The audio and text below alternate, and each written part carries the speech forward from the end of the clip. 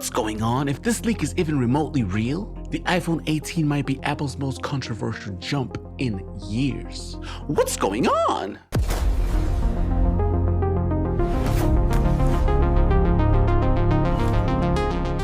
What's going on? This is Xkaii and today we are reacting to the brand new iPhone 18 leak that some people are calling intense and maybe even scary. So let's see if any of this is believable. Before we get into this video, subscribe to the channel, hit the thumbs up, and let's dive in. It's only been 2 months since the iPhone 17 lineup was released, and we already have a bunch of leaks and rumors about the upcoming. That's what I'm saying. It's only been 2 months since the iPhone 17 was released, and we're already talking about iPhone 18. But I'm here for it. You know, I am here for it. Upcoming iPhones, specifically the iPhone 18 and the new budget-friendly iPhone 18e. So, wait, there's already a budget one. That's insane. You know, I'm gonna take it. I enjoy that the fact that they also give us versions that are cheaper. But I hope at least they have like similar function. get our popcorn ready, and here's everything we know. First off, we have the release schedule. Now, I usually leave this one until the end, but this is actually one of the biggest changes that the lineup could bring, and that's splitting the release schedule. Notice how What does that even mean? Why would they split the release schedule? I haven't said next year's iPhone 18s. That's because the iPhone 18 and the iPhone 18e. Let's see, Apple plans to unveil 3 high-end models. The iPhone 18 Pro, the iPhone 18 Pro Max, and a new foldable. Foldable? What? This is from Bloomberg. Okay, so this is legit. So a new foldable, where was I? Oh my god, look at foldable in the fall of 2026. Wow, that's next year. Oh my god, that's like already here. Then roughly 6 months later, it will roll out the iPhone 18, iPhone 18e, and potentially a refreshed iPhone Air. Okay. I expect this pattern to continue for years to come, with Apple launching between 5 and 6 new models annually. Wow.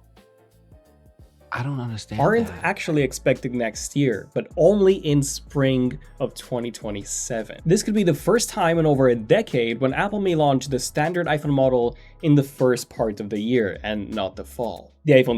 Wow, so they're switching things up big time. Wow. So who's competing against them right now? Because like if they're switching up like this, there's somebody that's like going for their heads. 2G, 3G, 3GS, and 4 were all launched in June and July. But ever since the iPhone 4S, every single standard and Pro iPhone has been launched in September or October. Budget-friendly iPhones like the iPhone SE, all 3 generations, and even the iPhone 16e, they launched in the spring, usually around March. See, the thing is, like, I never really paid attention to any of this stuff, but I guess now, like, seeing the pattern of how they've been launching their whole Apples since they've been launching them, like they've really switched things up. Now, according to Ming Chi Kuo, Mark Gurman, and several other sources, Apple is looking to shift the release of the standard iPhone 18 to spring 2027 as well, launching it alongside the budget-friendly iPhone 18e. So this has... Yeah, I would say yes, give the iPhone 17 some time to breathe. Like, this phone just came out.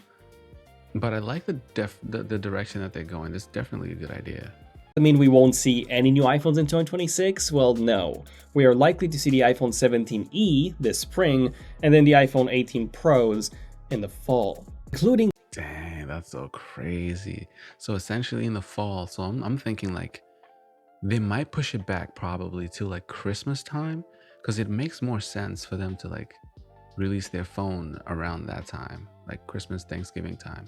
The long-awaited iPhone folds that, according to Mark Gurman, will be launched alongside the Pro iPhones, but a separate video on that is coming very soon, so make sure you subscribe to the channel. But you know what we probably won't see launched alongside the Pro iPhone? Yes, like what he said, make sure you subscribe to my channel. I'm gonna be doing all these videos for a very long time because I really love tech. I like to see what new things are out there. I like to see what kind of things we can use nowadays, because literally I just have an iPhone and it's a really old iPhone, and I am excited to update mine once I get that opportunity to. But yeah, and for those that haven't updated your OS, make sure you do so. I have a video somewhere over here that's got a well, it talks about the iPhone's latest updates, so you can check out this playlist right here. Phones, a second generation iPhone Air, as Apple could be canceling the next generation. A video on that coming soon as well. And how do you think that this is a good idea, splitting the release schedule? If you take a look at other manufacturers like Samsung, they also do the same thing, where even the highest end model are split. Oh, so we're just gonna copy the competition, I guess. So I guess Samsung is their competition? Between two releases. And the thing is, they can make way more money that way, because if someone wants to buy a new iPhone in September as per the usual schedule, the only option that they will have is buying a Pro model or the iPhone Fold, both of which will be way more expensive, of course. That is actually really smart marketing. Like, and then later on release the cheaper version. Imagine being able to build an app with your name on it, just by thinking about it. Meet Base 44. But back to the iPhone 18, let's talk about its performance, because the standard iPhone 18 is said to come with Apple's A20 chip, possibly built on TSMC's brand new 2nm node. According to Min-Chi Kuo, I don't even know what that is, but it sounds like something that's probably really powerful. So if anyone knows what he just said, if you can explain it in the comments below, that would be fantastic. Let me know what it means so I can learn. the A20 chip will use TSMC's newer WMCM packaging, or wafer level multi-chip module, instead of the current INFO tech that Apple has been using so far. Although it's still unclear whether this upgrade will only be for the... I'm just gonna say, I really don't like that orange color. Like, the blue's nice. If they had that same Pro Max in a blue, that would be so good. But that orange, man, jeez. A20 Pro chip inside the Pro models, or if this will also apply to the standard A20. Now, with this new chip design, the A20 or A20 Pro or both could have the RAM built into the same wafer as the CPU, GPU, and the neural engine, instead of being... Oh my god. Okay. placed next to it. This would...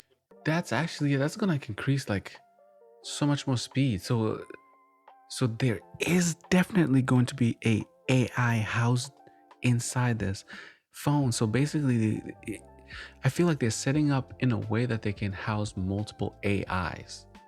So like ChatGPT, Apple's own AI, and then you can probably like make them work together somehow.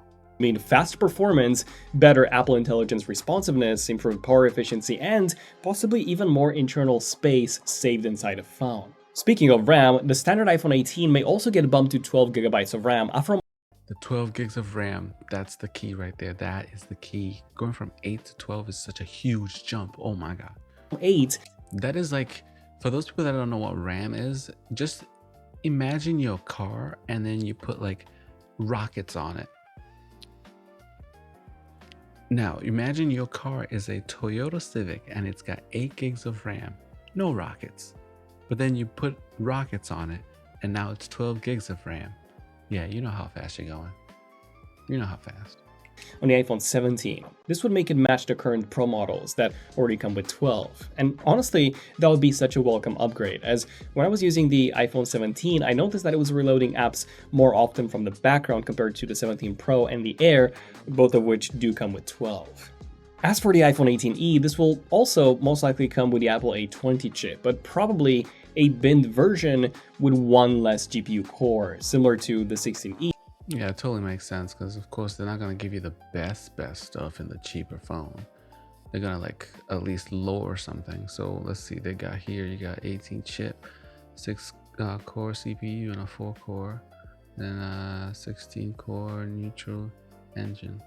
So with the other phone you get 5 core. All right, so you just lose 1 core on the GPU. That's not bad. Which also came with one less GPU core compared to the iPhone 16. The iPhone 17e, by the way, which is expected to come early next year, is set to feature the Apple A19 chip, according to Digital Chat Station on Weibo. As for its RAM, I'm fairly certain that the 17e will stay at 8GB, so that, it doesn't overshadow the regular 17. As for the 18e, it's hard to say just yet, but my guess is that it will also stick to 8GB of RAM, just to maintain some differentiation between the standard iPhone 18. Yeah, of course, you gotta put a differentiation, because I'm pretty sure the part that is the money maker is the RAM. So the more RAM that you have on the iPhone, I would say the more expensive it would be. So watch out for that if you're going to be purchasing a new iPhone. Look at the RAM. The more RAM the phone has, the more expensive it will be. That's expected to come with 12 and the 18E. And a quick shout out to Xkaii for their MagFlow chargers that support Qi 2 25-watt wireless charge. All right, we're going to skip this. Making it not fast charging battery pack. Xkaii's is with the standard charger. Changing. Well, definitely not the display, at least not the one on the iPhone 18E. So what else is changing? Well, definitely not the display, at least not the one on the iPhone 18, as the iPhone 17 already received a huge upgrade here. Yo, that display looks insane. So if you haven't updated your iOS just yet, make sure you do, because your display is gonna look so crisp, especially if you have like the newer iPhones.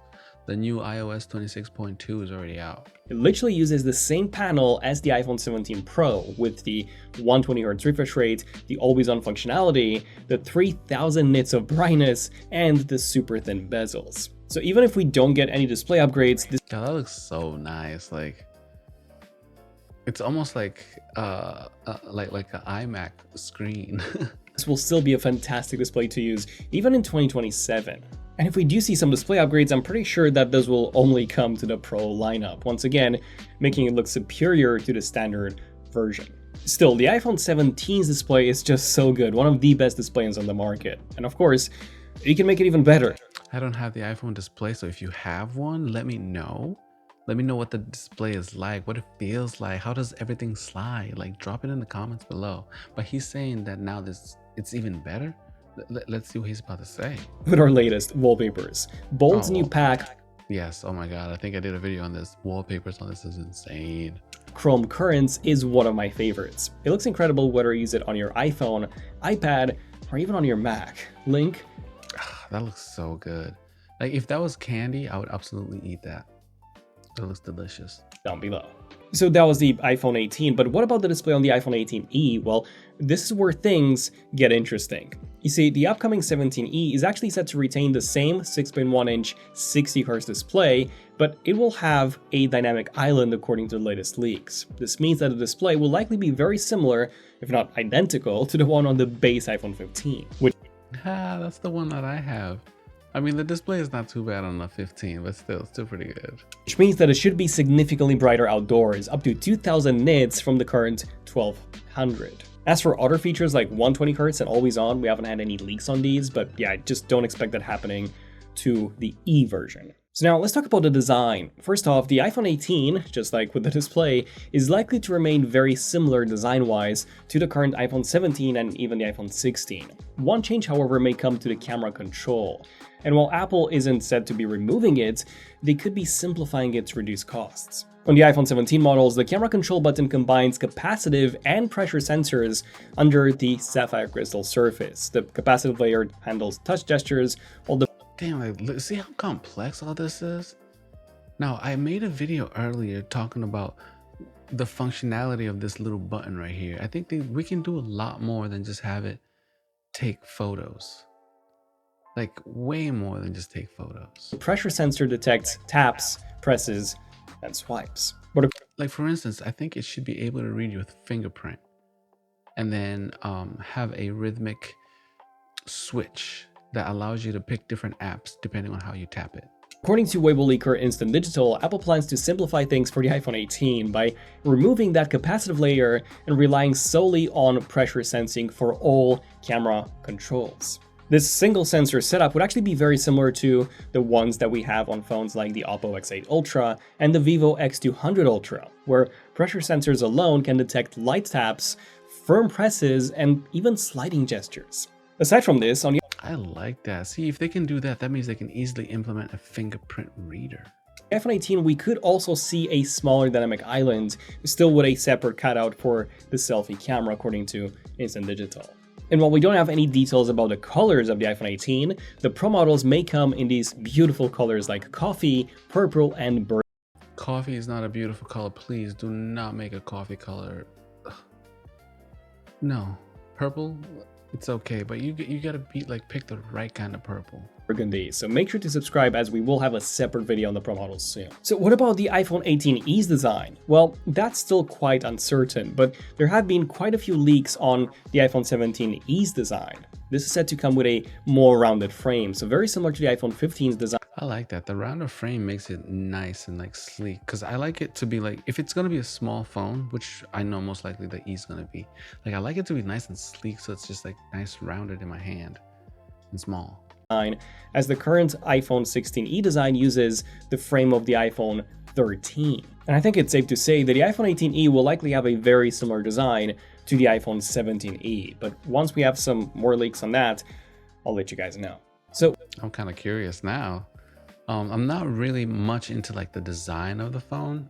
For me personally, how it looks is not super important, but more how it functions and how much, especially battery life and the speed and the RAM in it needs to be very, very top notch. Because I do a lot of voice recordings on my phone, so I need it to be able to hold a lot of memory. I also do a lot of videos too, so I need it to have a lot of processing power to hold that video work and also be able to edit on my phone. What about the iPhone 18's cameras? Well, while the Pro models may be getting some upgrades, there isn't much info on the standard iPhone 18 yet, so I'm personally expecting a very similar setup to what we have on the current iPhone 17 with two 48-megapixel sensors, the main and the ultra-wide. As for the selfie camera, the new 18-megapixel center stage camera could be upgraded to a 24-megapixel. Why can't we just put the front camera, just put the same camera on both sides, so that way whichever side that you're using the camera, it still looks good, because come on, man. Sensor. But sadly, the front camera, where you type and stuff, it looks awful every time. The lighting of it, for some reason, it doesn't capture light properly. It's just awful. It may not be coming to the iPhone 18e, as once again, that's a budget-oriented iPhone, and Apple needs to have some separation between its models. So it looks like that one may actually stick with a standard 12-megapixel front camera that we've had for the past few years now. As for the 18e's back camera, I would love to see a second camera here. Having just one on a $600 phone is a tough sell. I have to agree, that's kind of tough to just have one. It's whoa, bro, how are you gonna just... for that price, one camera, it better be the best camera of all time. No, the Air costs $1,000 and it also only has one camera, but at least that has the excuse of being a super thin design. However, the 17e is actually expected to have the same 48-megapixel camera as the 16e. So if the 18e does get an upgrade, it will likely be getting the same larger sensor. Okay. See, that's the thing about a lot of people don't really understand about cameras. You need to have a good sensor, because that allows you to have really good shallow depth, allows you to have really good lighting. And then also on top of that, if you're shooting raw, because I think these phones are able to allow us to shoot raw. So when you go shoot a raw piece of footage and then you go edit it, you can really, really get into the color and really, really enhance the photo however you want to. From the iPhone 16, 17, and 18, which has better low-light performance and slightly more depth of field compared to the 16e's super small sensor. And lastly, see, big sensor means more light. Let's talk about connectivity, because Apple could be using the next generation C2 modem in the entire iPhone 18 lineup. This would finally bring it in line with Qualcomm's chips that it replaced last year, bringing back millimeter-wave 5G and offering better performance and efficiency when compared to the current C1 and C1X modems. But all in all, it looks like the standard iPhone 18 will be a much smaller upgrade than the 17 was compared to the 16, which... I'll agree. I mean, from what you just said, it seems like it's going to be a little bit of an upgrade from the other ones that we have. But I'm still kind of curious about that camera though. Brought so many new features, so Apple may be a bit more conservative with the next gen standard iPhone. As for the 18e, this may be a bigger upgrade, especially if the notch goes away and we get the newer iPhone 15 style frame. But aside from that, you just may be better off buying a refurbished iPhone instead for roughly about the same price. And while wow, refurbished is what? Hang on. That's insane. It's that close. We don't have any details on the battery or the pricing on any of them. Make sure to subscribe, as I'll let you guys know when those leaks start to drop. Okay. As always, I'm Daniel.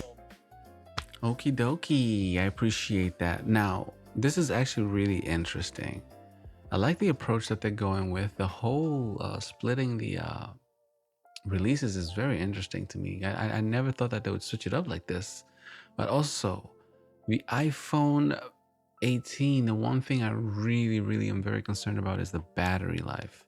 Because, like, I mean, from what they're saying, there's essentially going to be very powerful AI that's going to be housed in here. And I mean, it also has 12 gigs of RAM. That's a lot. So that will need to be powered somehow, right? Now, what I would consider as a good idea for them to do, I think I mentioned this last time in my video, we should put 2 batteries in the phone.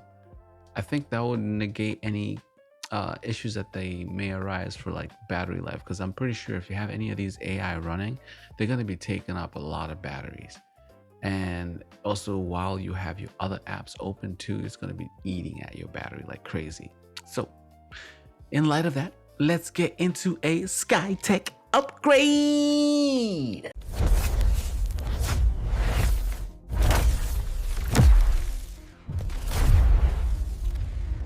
Welcome, ladies and gentlemen. This is a Xkaii Tech upgrade, and today we are going to be upgrading the new iPhone 18.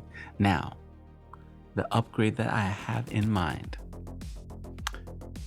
What we should do for this next phone, I think we have gotten to the point where we should be able to do this with the iPhone. The front camera and the back camera are 2 completely different worlds. Now, the back camera is amazing. You get all the pixels, you get all the lighting that you could possibly need to adjust. The front camera, not so much. So, with this next iPhone, I feel like we should have the same camera on both sides. So the back camera and the front camera should be just the back camera.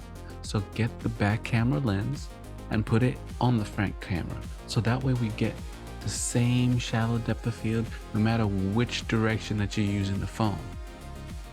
That would be amazing.